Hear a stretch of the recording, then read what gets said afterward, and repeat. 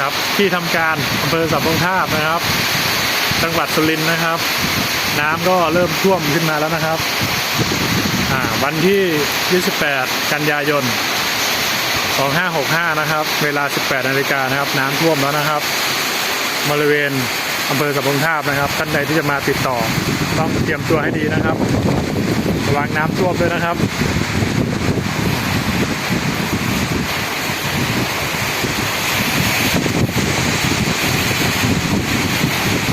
ดูแล